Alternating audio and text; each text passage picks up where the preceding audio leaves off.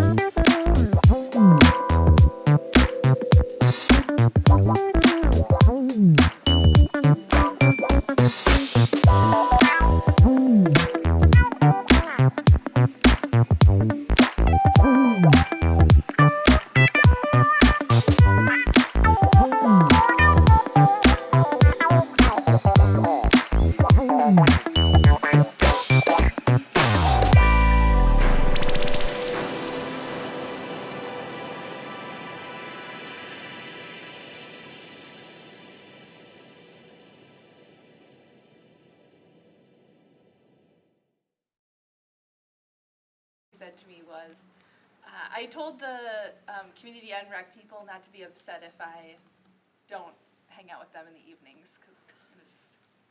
Oh, yeah, the Oregon people. You're like, I'll see you back in Oregon. Yeah. Well, her husband just had a trip to London for work, so yeah, she deserves a break. All right, we're at 5 o'clock whenever you're 5 ready, o'clock. Mark. Let's start this meeting. We'll call it to order, 5 p.m.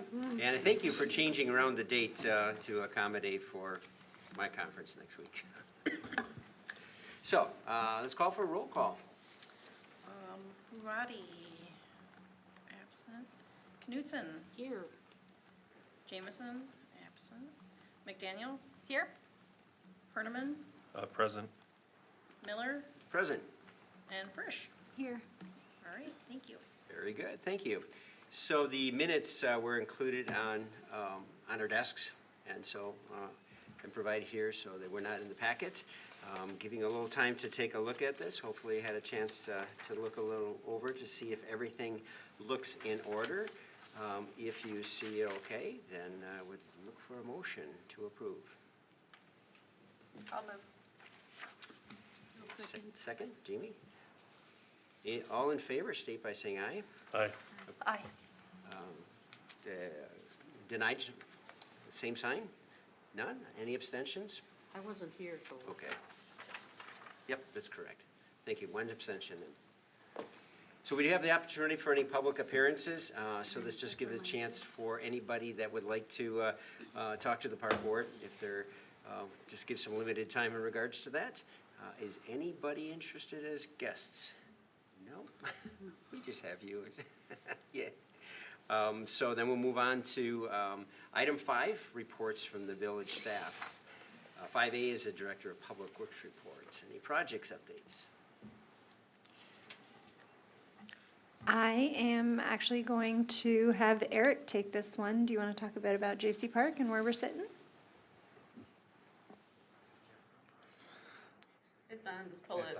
Yeah, just pull it close to you. Yeah, so we had a meeting with Ross. Won't dive too much into that today. But nothing really new from last time we met. The one thing I will bring up is hopefully we brought to their attention their lack of working on Stotson Field last year, so we hope to get that cleaned up pretty quick in the spring. Other than that, from a JC perspective, there'll be a lot more to report in the spring. Yeah, I can just piggyback on that. We have been having some discussions with Ross as well as with the youth baseball group. We should have quite a bit more worked out and ready to talk about at the March meeting. Very good. Any questions from the park board? Comments? Hearing no response, we'll move on to 5B. Director of Community Development reports. Any downtown master plan updates? Yep. So this is getting to the final end here. I decided not to include the full downtown master plan because it's quite lengthy, but it is, the final draft is in the planning commission packet for our meeting on Thursday this week. So if you want to take a look at that, there was January, they were at Planning Commission. There was a couple items, more kind of design related, design guidelines that they wanted to see in there. But as far as it's related to parks, one of the opportunity sites that the consultants looked at was Waterman Triangle Park, and some suggestions for that. So that's listed as opportunity site 1. So if you want to see, I don't know if I have included it in a previous packet, but if you want to see kind of, there's 3 different versions. One is sort of low intervention up to, more major changes. It's kind of the third option, but obviously they're just concepts. Nothing has been designed or, is included in the CIP or anything yet. But generally, all of the different ideas for Waterman Triangle Park included restrooms, included some kind of interactive water feature. So not like a full-blown splash pad, but like a small fountain or something like that where it could be activated, by families or whatever, just be a little bit more lively throughout, the whole season and not just when there's an event going on. And then there were some different ideas about kind of rearranging some of the parking or changing kind of the grade, some of the actual pavement there so that the green space could be expanded a little bit, maybe easier to block off when there's things like an art fair, maybe barricades that come up, or maintaining a smaller drive lane and having a little bit less kind of balancing the need for parking and making that available during, weekdays and things like that. But then when there are events going on, trying to make that parking lot feel like it can be a more flexible kind of extension of the green space. So that's kind of the general themes. They're all arranged a little bit differently, but Planning Commission will hopefully recommend this final version to the village board, and then hopefully at the second village board meeting later this month, we'll have it finally adopted and then up on the website and stuff. And then we'll probably start taking a look at it again in the summer with our CIP if there are any projects that are village owned. Old Village Hall is another kind of opportunity site, not necessarily related to parks, but you can take a look at what some of their recommendations are for that as well. But it's been a great project, a ton of community outreach. So I think that was a good experience for me to kind of see what that looked like as far as attending different events, having a lot of walking tours, kind of mobile listening sessions. So I think we have some new models and examples and learn some lessons about how to best set those up to be accessible. And so that's the update on the downtown plan.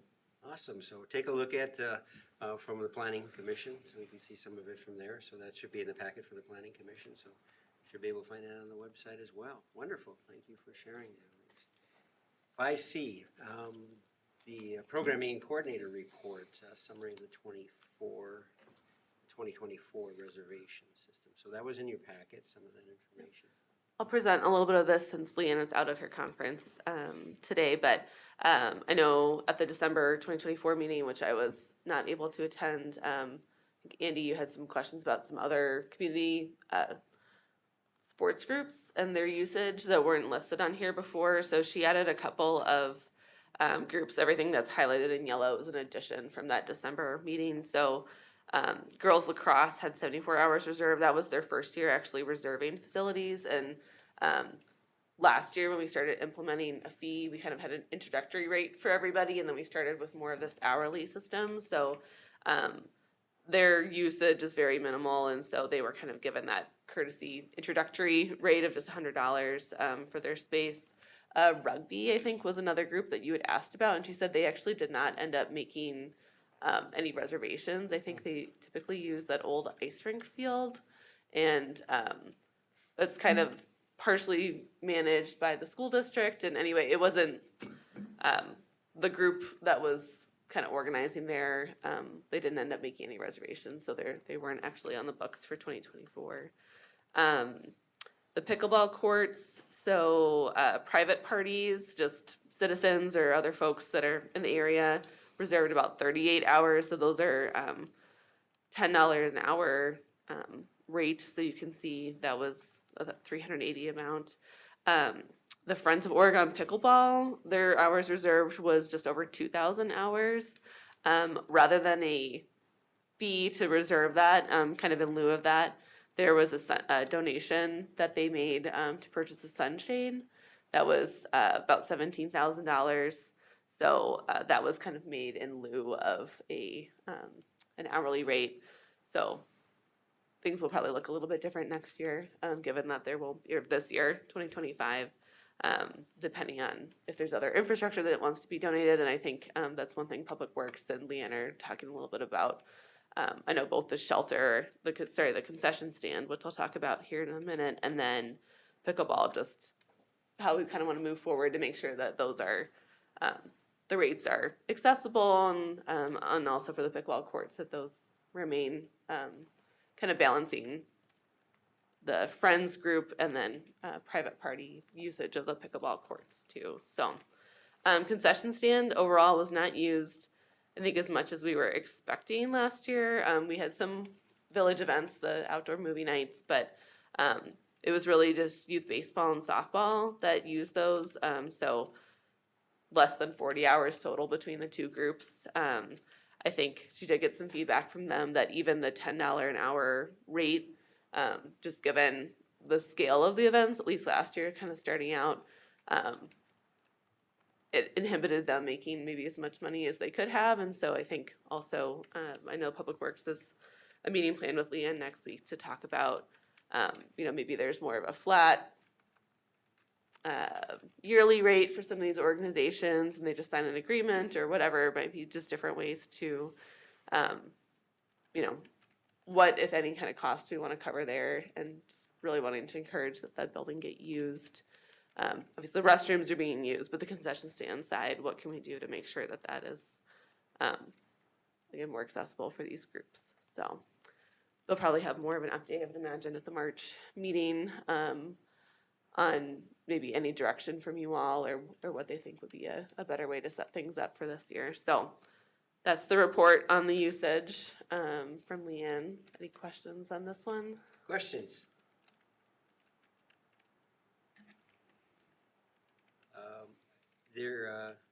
I had heard some, I think there's some interest that we should be aware to listen what pickleball may want to do. And so pickleball had some ideas and some suggestions, so a little bit alternate from what they were originally intended, but until we bring that up forward. But that may be something we look at, what they're looking at and making available. And that some of that is from that Friends of the Oregon Pickleball, but also private individuals and other, I think, other events as well. So maybe something we look at, but we can keep going with this. It's great that the spaces are being used. That's awesome. And that it seems to be working pretty good with all of the organizations. So look forward to that continuing on. Elise, thank you. Appreciate that. Let's see, do we have another item on this? Yeah, she had another one, just the online reservation update. So as you mentioned at the December meeting, we realized that our new website has a lot of capabilities to do reservations already with what we're paying for kind of the general website, without adding any kind of park and rec module. So able to save some money. We're going to kind of give this a shot for a year or two and see if this is sufficient for what our purposes are. So I know she's getting a lot of reservations, especially shelters for graduation parties and things already, which is hard to believe. But starting with, so she's adding all these facilities, and you can see them on the website. I'll click the link too. But the community room right now is the only facility that you could actually go ahead and put your reservation request in online. Pretty soon the shelters and then the fields will be added as well. So she has to kind of do one at a time. There'll be photos and a map and stuff too, so people know exactly, which field at JC Community Park or whatever, just to clarify, which shelter or whatnot it might be. But community room is on there. There's a calendar that you can see. I'll click it here so you can kind of see what this looks like. But community room has a reservation agreement, basically deposit that people pay in case there are damages and to return their key and things like that. So all of the details about, reserving that space are on here. And then you can see week to week. Some things that are community events or groups open to the public, she'll have them listed. Otherwise, if it's a private event, a birthday party or something like that, it's just listed as private event. So at least people can generally see, okay, this is, booked the weekend that I'm trying to have my party or something. So this will look a little bit different for each of the different facilities, but that request reservation is here, this button over the calendar. You can also subscribe to calendar updates in case you want to see everybody reserving the community room. I'm not sure why you would, but so she does have all the facilities, I think, more or less in here. So each of the different, pickleball courts, different park shelters. So they'll, again, as this is getting built out, photos, maps, the address is already on here. They'll each have their own kind of page for information, so that's just getting built out. But people can still email or call her too for reservations, so that will not go away. I'm sure we'll always have kind of a more analog version of doing this, but I think it'll be really nice, especially just the calendar feature, so you can see, some of the more popular shelters and things. You can just easily check and see what times are available before giving her a call and waiting to hear back. So. Does it seem to be positive in that it's working out pretty well so far? I think there's only been a handful of people that have actually found that they can reserve the community room online yet. So I think once everything is built out, there'll be more of a social media, post and things on our website, and probably an announcement at definitely this meeting, but also Village Board, so people know that that's live. Make it a little bit more apparent on the website, but. Yeah, I think the couple that have trickled in, people have been able to figure out, and we're still working on online payment, so that'll be coming hopefully later this year too. But it's a work in progress. It's better than what we have had in the past, so just wanted to kind of show you the progress there. Excellent. Very good. Questions, comments? Lynn? Along the vein of the publicity on this, Elise, I wondered if we could get like a poster or something for the Village Outreach Program. I think there's a lot of people who don't know that this is available and that these spaces can be reserved specifically for those like big events coming up. And it would be nice to see our park shelters really being used for graduations and those spring birthday parties and things like that. So if there is someone walking up to the Village Outreach table, it'd be nice for them to be able to grab something that has like the QR code or Have some pictures. Yeah, exactly. Yeah. Kind of a general, like, here's all the different things you can reserve through the village that they could take with them. I think that might be helpful as we do a lot of outreach this spring. Yeah. Okay. Yeah, I'll pass that forward to Leanne. I'm sure she would put together a very pretty poster for that. Thank you. Judy? Then, I was just looking at this for the, and I don't mean to dwell on it, but it showed soccer had reserved 5,800 Oh, back on this one. hours, Mm-hmm. and then they only used 744. Is that being resolved that they don't sign up for it so other people can use it, or? Yeah. So you're talking about the previous. Right, yeah. Yeah, the 2024 reservations. Yeah, I wasn't here at the December meeting. I know that this was mentioned. I don't think there was a whole lot of discussion.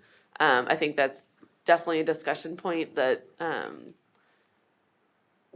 we'll want to have with you all this spring. She hasn't received, I don't think, the 2025 request from soccer as far as what they'd like to have, which fields and when. Yeah, there's definitely a discrepancy between what they've asked for and what they ended up using. So I think we were all pretty surprised to see, and this is the honor system. I don't think there was not a staff person out there to see, did you use this park and not others? But I know that there were a lot of instances where there was somebody who wanted to use the field, soccer had it reserved. They were almost always able to accommodate that and say, oh yeah, we're not even going to be at that field that day. So definitely a big swing as far as what's reserved and what was used. We're just presenting this as information, but I think once we have maybe a more concrete ask in front of us, I would imagine too that might be as soon as March before their spring season. you all could talk about, do you want to have a similar setup to what you had this year for 2024 where they're able to reserve what they want and then just pay for what they use to allow them flexibility for Yeah. Or weather something and things like tentative. that? Or should they just be treated like every other sports organization? Or even if they can put something tentative, you know, that they have this, they want it, but they don't really need it until, I don't know. Right. Yeah, I think maybe too with the online reservations, they'll be, if it's live, you know, it's more visible to see. You know, they could check maybe a certain field is soggy. They could say, oh, it doesn't look like anybody's over at Rustic Vineyards or something. Give her a call and confirm that even, you know, earlier that day or something. So, yeah, I think there's a variety of different ways that could be Yeah. set up, but. Well, yeah. some people see that as reserved, so they'll just walk away. Mhm. You know. I have follow-up just on the whole reservation system. Yeah. Are the fees gonna be the same this year? Yes, the plan is that we would keep for the fields the $2 an hour as we did in 2024, and then not making any changes as far as the shelters and nonprofit rate is lower or free, and then private parties pay a little bit different rate, and I think non-residents pay a different rate too. So we didn't make any changes to the fee schedule for 2025. For the community room, does that community room, do they have access to the TV and some of the other electronics? Or Yep. do they have all Oh, that? yeah. And there's no different fees for that? No, that's just all included, and whatever, chairs and tables, there's plenty that are available over there, so. Okay. Hi, Lisa. Any other questions? Wonderful, thank you, Elise, appreciate that. So, moving on to item 6, unfinished business.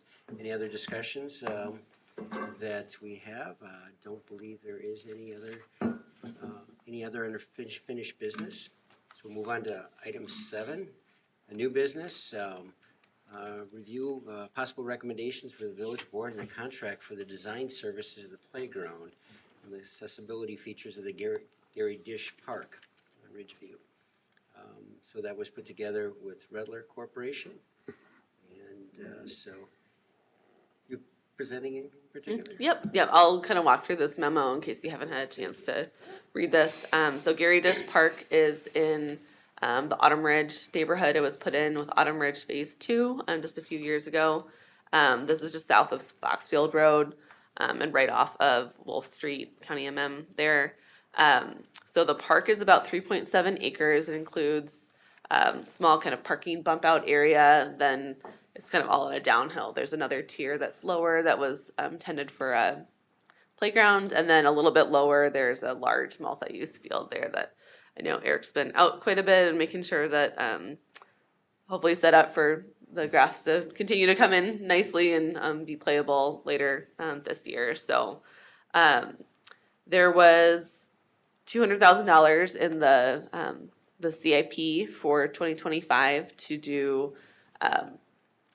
design and construction. I think given some of just all the projects going on, we weren't able to get kind of a design nailed down last year. So our thought is that we would do design this year, bid it out kind of over the winter, and then be able to start construction in the spring. That's really for mostly the playground, but also having an accessible path down to both the playground and the field. Because if you've been out there, you can kind of see from some of the pictures I took, I think in November, it was a pretty dewy morning just on the grass, and I was kind of slipping even just getting down there. So definitely want to make sure that we have a safe route for people to go. It doesn't just become a mudslide in the, I think it'll be a great sledding hill, but other times of the year we want to make sure it's safe and accessible. So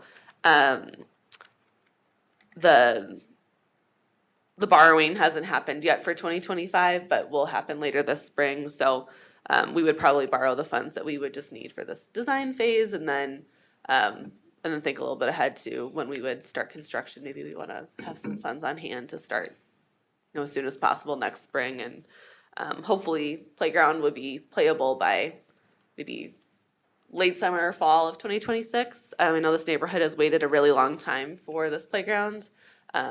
This neighborhood didn't have a park that was dedicated for it when the old Autumn Woods neighborhood was platted in the 90s.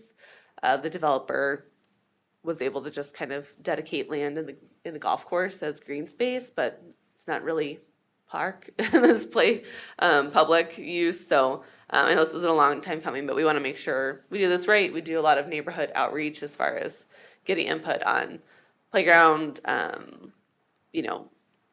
features and what ages are in the neighborhood and what colors do people like and stuff. So that could happen at a park board meeting. That could also happen at just a separate neighborhood meeting. We ask people to attend and, but yeah, especially with the playground wanting to do solid surfacing, the accessible kind of bouncy surfacing, and then all the engineering that's needed for this path to get this ADA accessible path to get down the hill. We definitely need some help here. So reached out to Rattler for a proposal. So their proposal is attached to this memo.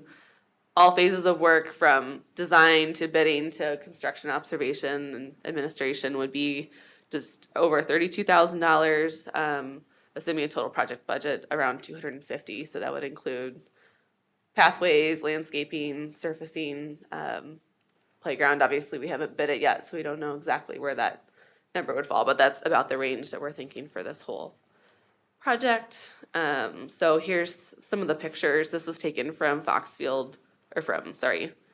Ridgeview Lane, looking towards Wolf Street's over here. So I'm standing at the parking area looking down. This is the kind of plateau for the playground, and then this is the playing field behind it.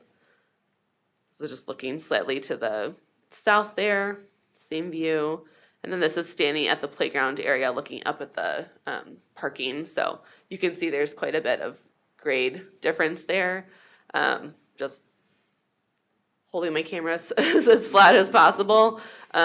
This is looking south to the neighbor's house. So this is kind of the playground pad. And if you kind of use your mind to rotate here, but here's where the parking bump out is. This is the playground pad. This would be the approximate, this is showing that it would fit a full-size soccer field in here, but it could be used for anything. It's not, doesn't have the under drain and things like that we have at like Highlands of Netherwood Park, so it's more of a bare bones field.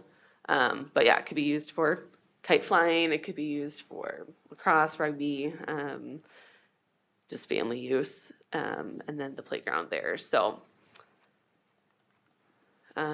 we have reviewed this. We had a call with Rattler, I think, right after New Year's, and reviewed this with Public Works folks as well. So working closely with them, but any of us would be happy to answer questions that you have about working with Rattler, what that process looks like, what we kind of envision for the park. But yeah, that's what we have for you tonight. And if that you're agreeable, we can send it down to the village board for their February 17th meeting and get them started on this still this winter yet.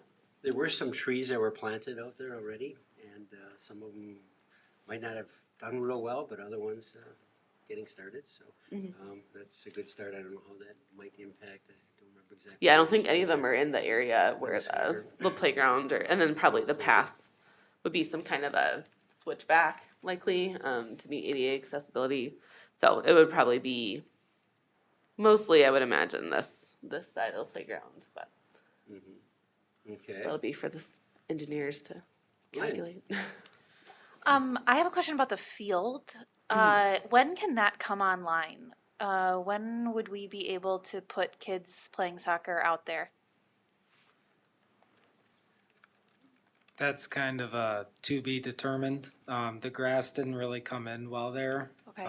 Whenever they seeded it. So I know I've kind of talked to Lauren and Nick about trying to get out there in the spring and do what I can. Unfortunately, there's no irrigation or anything, so it's kind of at the mercy of Mother Nature. And if we get a lot of rain, hopefully it would come in quick. And if we don't, it might be a little bit longer.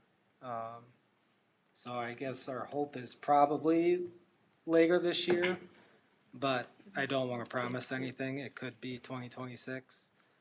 Okay. If it's not gonna get a lot of use, it's not gonna damage it in per se. Yeah. But, Or it's the because if hill. it's not like it's gonna be used three hours a night and 3 nights a week, so, but it doesn't mean that people can't go out there and toss a Frisbee around and Correct. fly a kite and Yeah. do other things, so it is available. Haven't Yeah. seen much out there thus far. No, the reason why I bring it up is because the soccer club specifically is kind of always on the outlook for fields. And while they may not need a full field, especially for like my kids that are 5, 6, 7, they just use basically flat spaces to let them run. It would be nice to see if we could get that somewhat playable for them this year. I know they would really appreciate having another option. And one of the things that I think about that's great about this field is that there's not a ton of neighbors backing up to it, which we know is kind of a bit of a stress point. Obviously, there are some neighbors, but on the other side, there's just that like retention pond area. So just not as much. And I think it would be a great use of the space while we're waiting for the playground to come in. But obviously, I want to protect it and not ruin it. So I just think we should keep soccer or other sports orgs updated if it is somewhat playable at some point this summer, fall. Can I weigh in just a minute? You bet. So we've actually spoken with soccer about this, specifically within the context of Fall Fury, which very excitingly is coming back to Oregon. And they've been great and very understanding about this one. This is not a unique problem with all of our really amazing but pretty new fields. We fielded a lot of requests from youth sports organizations on fields that aren't quite at the point that we're like, go forth and do it. And our priority is the maintenance of these fields and making sure that they're protected. But we are working with them as much as we can to kind of keep them, give them very reasonable and conservative estimates, but also keep talking to them routinely and keep them in the loop. And all credit to those sports organizations because, again, they've been soccer, also baseball, softball have all been wonderful to work with. So we'll keep talking to them, keep those lines of communication open, and get folks out as soon as we can. Awesome. Any other questions, comments? Wonderful. Thank you for sharing that information. Get it. Now, we going to look for an action on that so we can Yes. approve that. The Rattler contract. Quote. Any recommendations in regards to what you would like to send forward? I'll recommend that we send the plan forward to the village board. The full plan? Yeah. Okay. Do we have a second? I'll second it. Thank you, Jamie. Discussion. Any other discussion? Any other thoughts? Other I questions? just had one thought about, am I remembering right that there was some playground equipment grant that the village was potentially gonna look for this stuff? Did we miss that window or? It is an annual program. Rattler has worked, we've done now 2 projects with Rattler. They've worked with that particular playground manufacturer a little bit.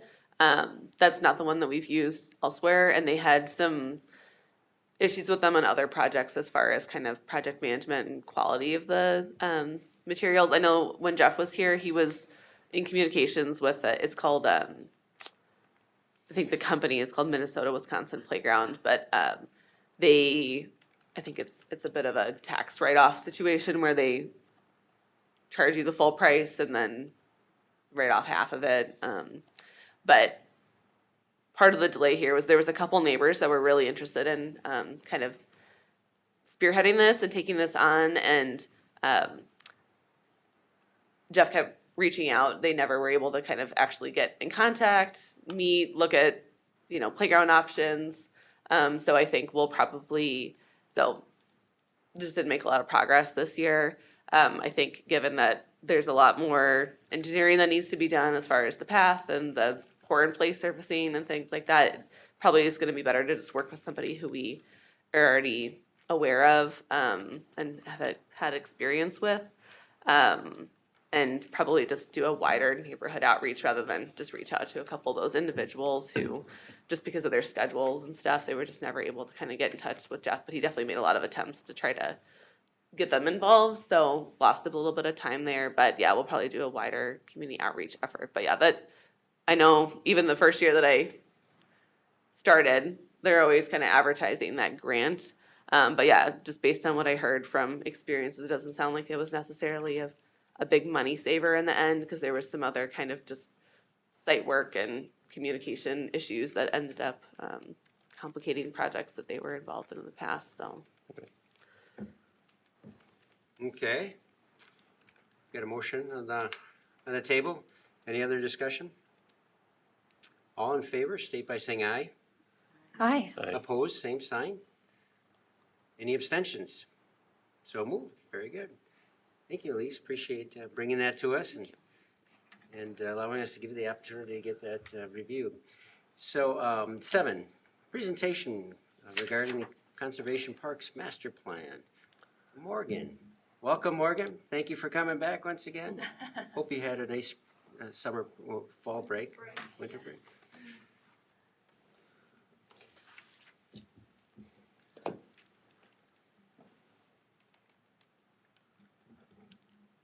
Do you want me to give a little spiel, or do you want to just jump in? So mostly Morgan's here tonight to share on the community engagement that happened kind of late fall. So one was the survey that you all took a look at and had some suggestions on. So we had that open for a month, late November and early December.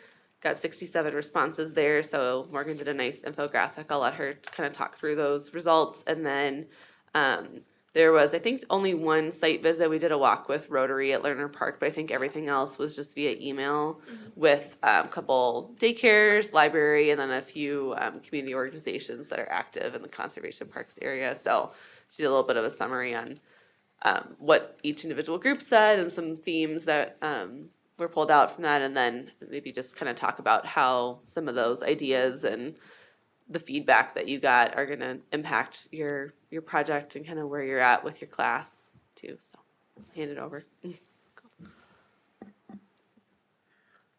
Okay, so we'll talk about stakeholder priorities first then. So I talked to a couple different groups, the first one of which was the Oregon Public Library. Elise also reached out to them a little bit more after I made this, but their priorities were kind of focusing on like shelters for weather protection, access to power for events was like a concern of theirs. And then there was also potential for like a nature play area. They did have one in like their initial plans for the library, but then it kind of got pushed aside for like they have the small deck out behind there. But that was still something that I probably want to propose in the plan. And then, yeah, their concerns were kind of about weather, mobility issues, some staffing limitations. And then we can move on to, so these were 2 preschools, Little Angels Learning Center and Starlight Academy. They primarily use Lerner Park because it's like a smaller area, and they have a lot more like programming things over there. So obviously both of them had a lot of priorities about restroom facilities. With little kids, it can be a major concern and can limit their ability to go out for any significant amount of time. So that was their main concern. Little Angels was hoping for like ADA compliant paths and playgrounds, as well as more shade and like mowing issues. And then they were also, the concerns were pretty much that. But then Starlight Academy was hoping for some more information on nature signage, as well as a bridge over the creek in Lerner Park, like improvement. So both of those are things that I already have planned in my framework design. So I will be focusing on both of those things as I move forward. The Oregon Nature Alliance, they had a lot of feedback about some sort of future plans and thoughts between a couple of the different parks. They really wanted the environmental restoration plan as well as the boardwalk connection. They're really focused on like getting people to the parks and when they're at the parks, connecting them between them, which I totally agree with and is a priority in my own plans. As well as they also had some focus on educational aspects, which I have a lot of in the works moving forward. And then there was also like the concern of a lack of a restoration plan, so that's something that I'll be focusing on. I have to have a planting plan. There's like a number of requirements as like it is a course that I'm taking, and planting plan is one of them. So I plan on doing a larger planting plan, which is more of like a spread seed plan, with like the prices of seed, the acres of seed that I'll need, like the pounds of seed that I'll need to cover everything, and then I'll also have some focus areas throughout the park that have more developed planting plans that could potentially be like demonstration gardens to show people in an educational aspect, like what a plant is and where you would see it in the garden, that sort of thing. And then I'll also be improving the wetland with that connectivity. So. And then I also talked to the Oregon Rotary Club. This was just a couple of things that we talked about verbally, which was obviously they have problems with visibility from other parks. They either know that that park exists and that the other park exists and not that they're connected at all, or a lot of times they don't even know it exists. So that's a big concern for them. They really wanted connectivity to West Netherwood, which I understand. So I do have a path in my framework plan connecting those, which would have to be like a boardwalk. And then there are also plans. There's no parking. So currently I have plans in the south of the site where like the old Florida Avenue. Yeah. Where that was to build a parking lot there as like another entrance to allow people to enter the park and also to deal with the rapid acceleration of population in Oregon. There's going to be a lot more people, so there needs to be more access. And parking is an issue, especially on that side of the park. So that, and then they also really want a shed. He already has plans like drawn up, one of the members. So he has like a place in mind, so we're putting that in the plan. Because currently they're just storing their tools in like another nearby business, which can make it difficult for community days when they want to go and work on stuff. And then there are also obviously the concerns of Lerner Park in general, which are like the marshy pathways. As you get out to the edge of those pathways, they start becoming unwalkable for a lot of the season, as well as a lot of the infrastructure there is pretty old and degrading. So ideally that would be improved to ensure safety, but also ensure accessibility.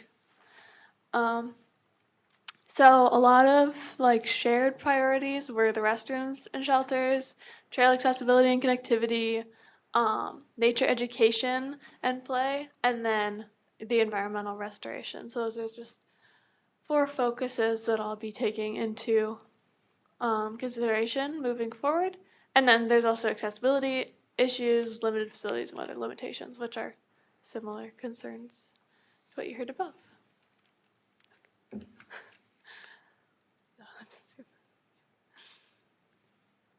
So I should have made it the wider one. I had 2 options, but one fit on my laptop better. Okay, we'll just scroll a little bit. I'll see if I can make this a little It's okay. So this is the community survey. I just kind of made an infographic showing what people were most looking for. So obviously, a lot of people visit like weekly or once per month at least. That was more than 60% of people visited pretty often, which is good. 10% 10% visited daily, and the most enjoyed aspects that they mentioned were like the safe walking paths, quiet nature, bird watching, having open space really close to them, as well as the surrounding bike path, being able to use that not only to do as recreation, but also like as a way to get around town. The most used access points were the public library, Lerner Park. The most used one was obviously parking off West Netherwood. And then we found another one, which I didn't even write, people wrote it in because I didn't realize it was so popularly used, but that's that trail access point on Jefferson and Ash Street. There's like a walking path that you can get into the parks from the neighborhood. If you like cross the street, there's an access point there, and that was more popularly used than I realized. A lot of challenges that people listed were primarily connectivity. 75% wanted expanded trails, the marshy paths or the path maintenance, lack of bathrooms, parking for Lerner, non-car access from surrounding communities, and invasive species. So one of my priorities, those will all go into like a lot of the priorities working and moving forward in this project. I want to obviously improve a lot of those paths, introduce at least 1 or 2 small like restroom facilities onto the park itself, as well as improve some of that like crosswalk access and bike path access, connecting to the neighborhoods nearby. And then obviously I'm doing a pretty intensive planting plan, so that should help with the invasive species. 36% believed adding another designated trailhead and additional parking would improve access. 45% did not. But I think that the general population tends to not think about the future expansion of cities, so I do think it would be beneficial. And then the top uses of the park, people were allowed to click multiple, so that's why the percentages add up to more than 100%. But trail walking was at 91%, wildlife viewing at 62%, biking at 48%, community events, and then open green space at around 20%.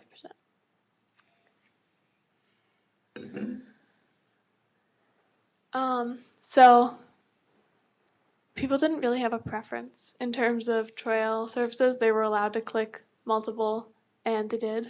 And so obviously most people want more paved than just mown grass because it's more accessible, and a lot of times people prefer walking on that. So those were the most popular options. In terms of the desired park facilities of the ones we listed and a couple that we didn't, there were boardwalks was the primary one people wanted added to the parks. Viewing platforms and educational spaces were also popular. Some people were interested in additional parking or a gazebo, and then there were obviously a couple of people who were opposed to new facilities, which is always something that's going to happen when you're introducing things to a native area or a natural space. Can you scroll down a little bit? The main concerns that people listed under this were marshy trails, flooding on nearby streets, village budget issues, street crossing safety, and bike path connectivity.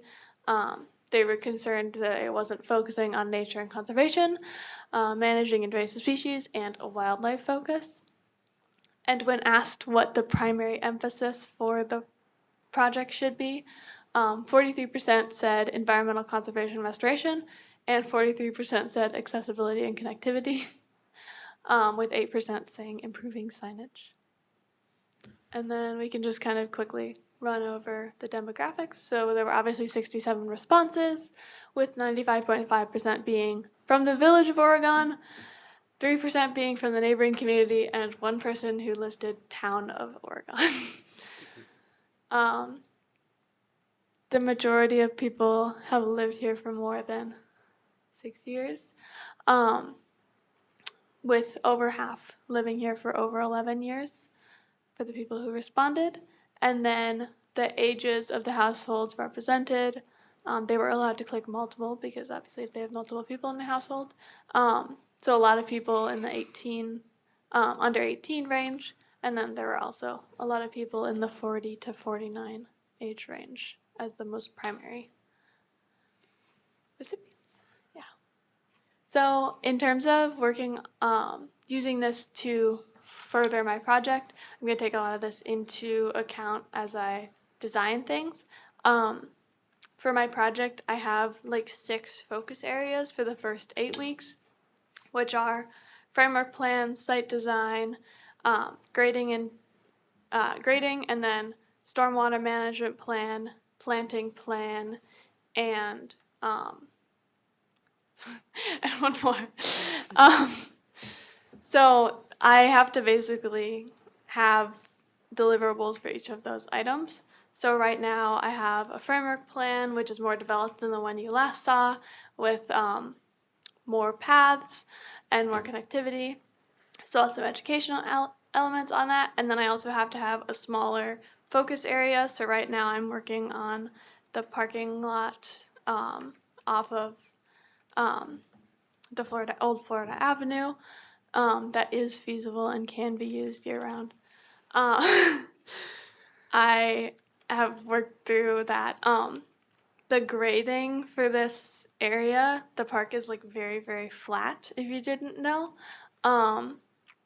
There's only about, like, for the majority, like 3/4 of the park, there's only like a 10-foot decrease in height for the whole park. And all of the water from the north, west, and south go into the park.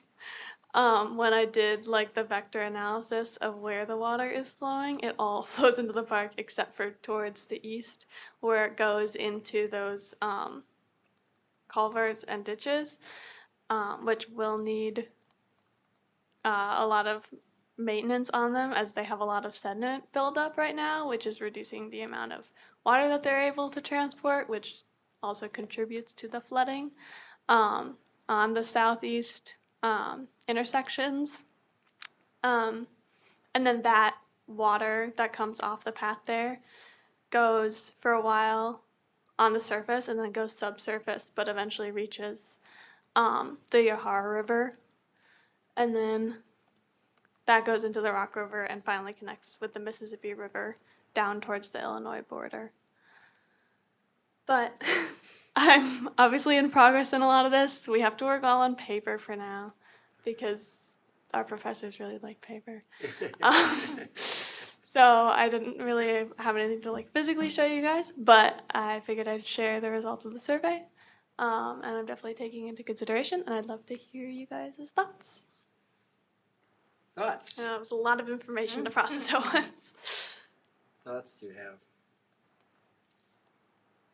Lynn? I only have 2 thoughts. First is, when you do a grading plan, are you keeping in mind what is currently, like what is already in the park? Or are we under the assumption that we'd have to rip up some of the paths in order to like make things drain effectively? Are we able to do that around the paths we already have throughout the park? Mm-hmm. Perfect. The paths don't impact the drainage nearly as much as you'd think. Great. Love that.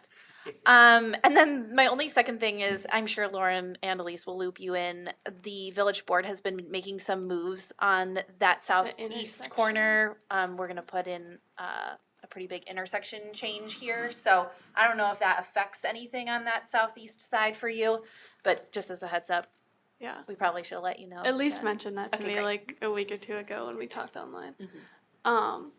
Yeah, obviously I don't know what they're doing with that, but I'll basically just keep it in mind. It Okay. shouldn't affect too much of it. I'm mostly working with the existing sidewalk that's there. It's kind of, I should have taken a photo to show you, but there's an existing sidewalk that kind of goes a little bit up the street on the east. The street on the east side border of the park. Alpine. Yes. So it's just like a sidewalk that goes up slightly and over, and I'm connecting the path and the parking to that. Great. Just on the east side. It's not quite at the. Oh, I'm on the wrong side. I'm sorry. Yes, it would be on the east You're side. talking about over by Oh Florida yeah, I'm Avenue. talking about the east Yeah. side. Florida. Oh, gotcha, Yeah, gotcha. the Okay. intersection, the mine- intersection that Yeah. Lynn's talking about is Alpine. Right. Yeah, and you mentioned that Jefferson. to me. Mhm. I'm not doing a ton in that corner.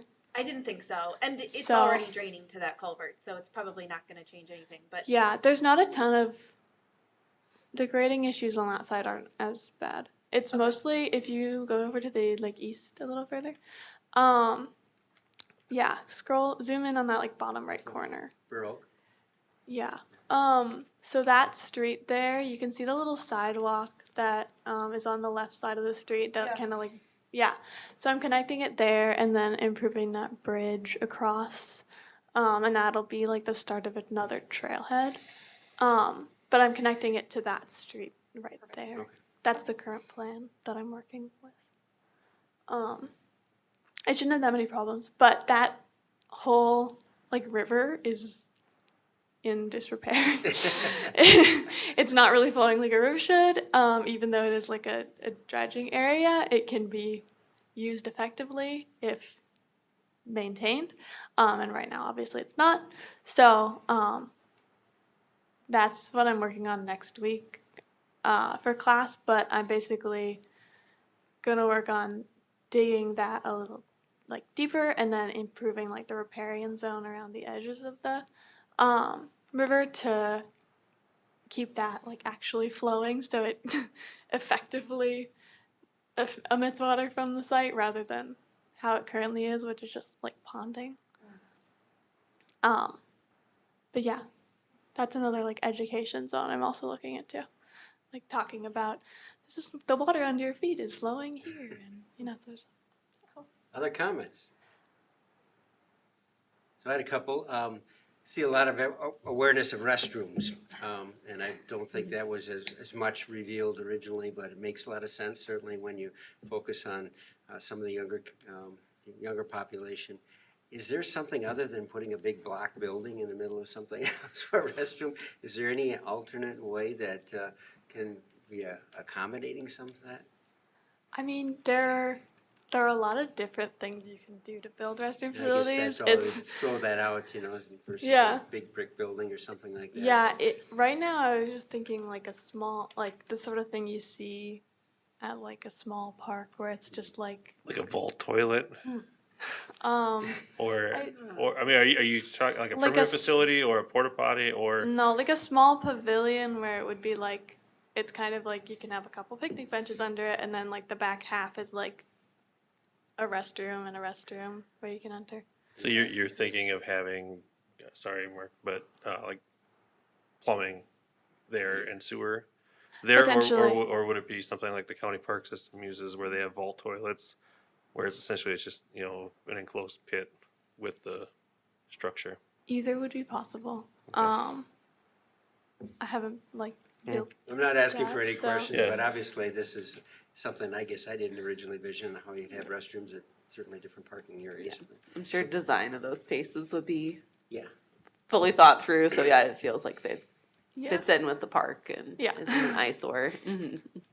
And as the pickleball has gone ahead, and I think it was even Anderson Park was talking about that, so instead of a shelter, big roof type of thing, you can also do like sail type of things, just to keep out of the shade and Yeah. still keep a lot more natural. So some of those, I think would be neat ideas to be able to see, but great information. Did you think that the response of 67 was okay? Is it something you were looking forward to more? Is there less? I think it was beneficial to hear back from who commented. Obviously, it's difficult to get a response from some people because I'm sure a lot of people don't even use the park at all, or don't even hardly know about it, or are Don't too do busy. surveys. Yeah, right. Are too busy to do surveys.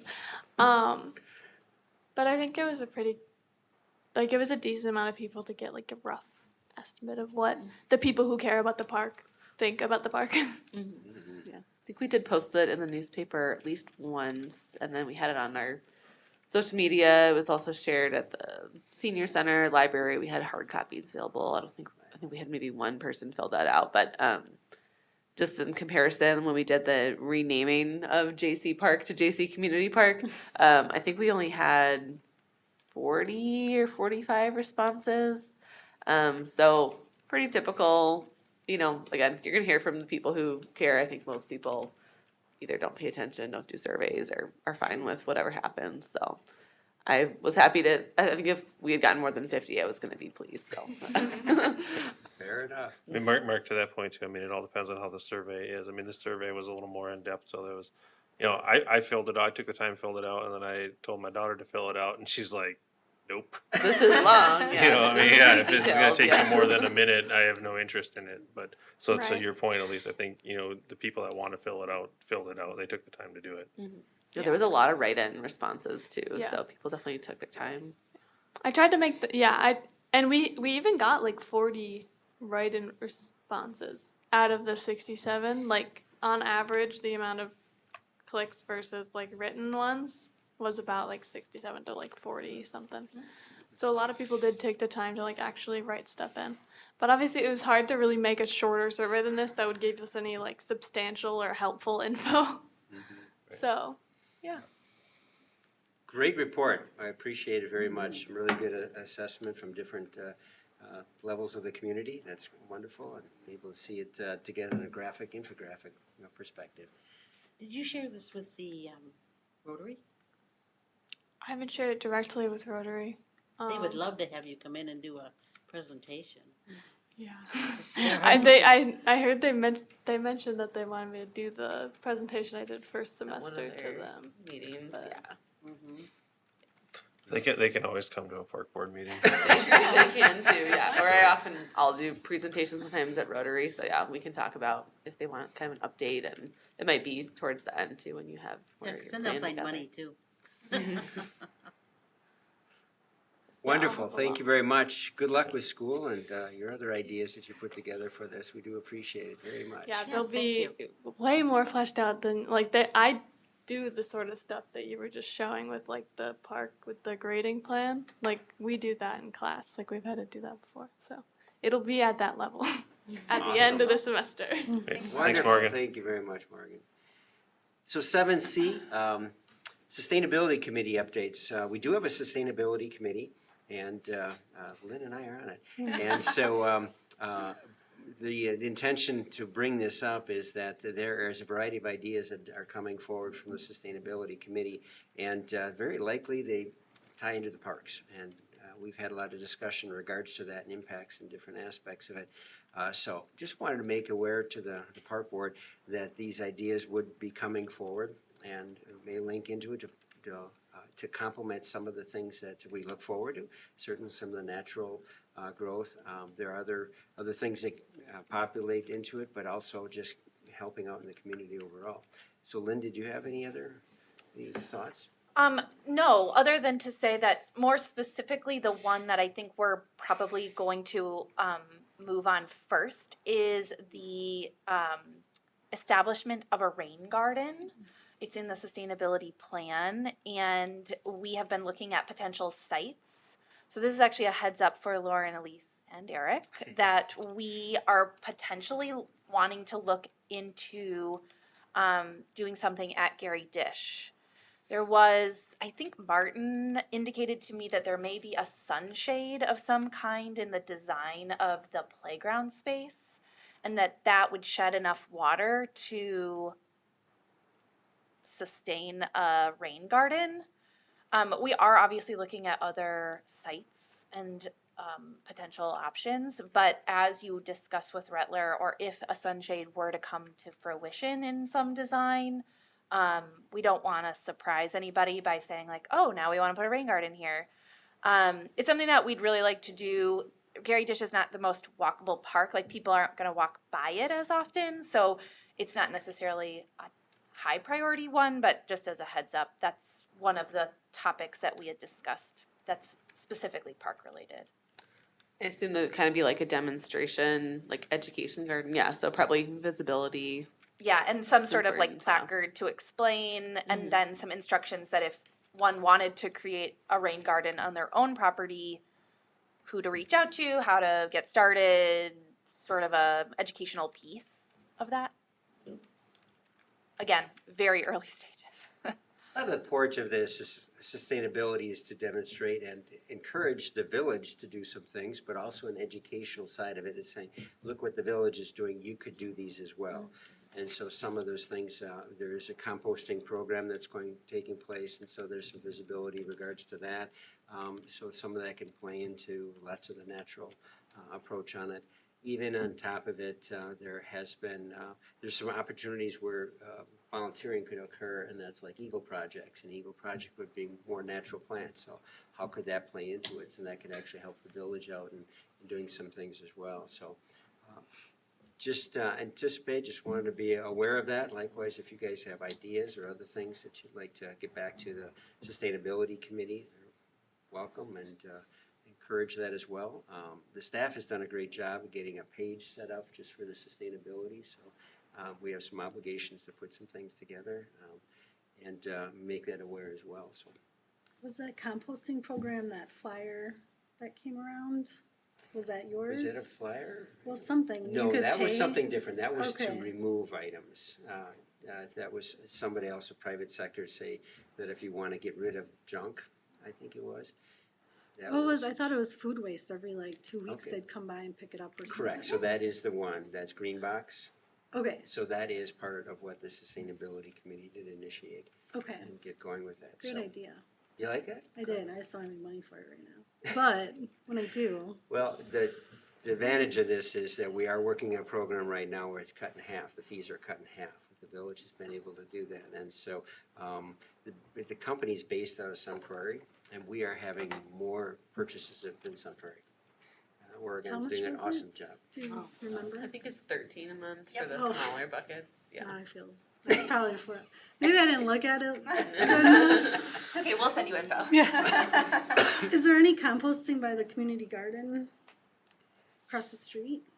That's like yeah. Or is that part? You mean over by the ice rink? No, like right across the street here. There's a community garden. that church. Is that only- Yeah, I'm not sure if they're a site, but I know that Green Box, Newman Sustainability, has also talked with like some of the restaurants. I have some info that was shared with me too to forward to like some of the property management companies, apartments, things like that, because they do larger scale. You can get a bucket, in your own apartment unit, and then maybe there's a larger bin down in the basement where they do trash and recycling to put that in. Part of our new senior center project will include like a larger scale compost service too as a pickup, since they'll have the lunchroom and kitchen and things like that too. So yeah, there's definitely a lot of $13 a month opportunities to is- scale it up. I didn't think we had enough to make it worthwhile, so I should probably do it anyway. So we fill it up, and they are prompt on it, text you, email you that they're going to pick it up the next day. If you don't want them, let them know. They collected my dog one time, so there's a dog out here yet. They're just very kind. They pick things up promptly. They put the replacement container right in the front stoop. So they've done an awesome job, and the people have been wonderful. I haven't dealt with them as much, but Maybe I thought it was 13 a week or something. No. So it is a really good program, and we are looking at how to outreach for the businesses to tie into it as well. So just be aware of that. Those some ideas may come forward, and keep an eye out for it. So 7D, upcoming meetings, Tuesday the 11th of March and Tuesday, April 8th.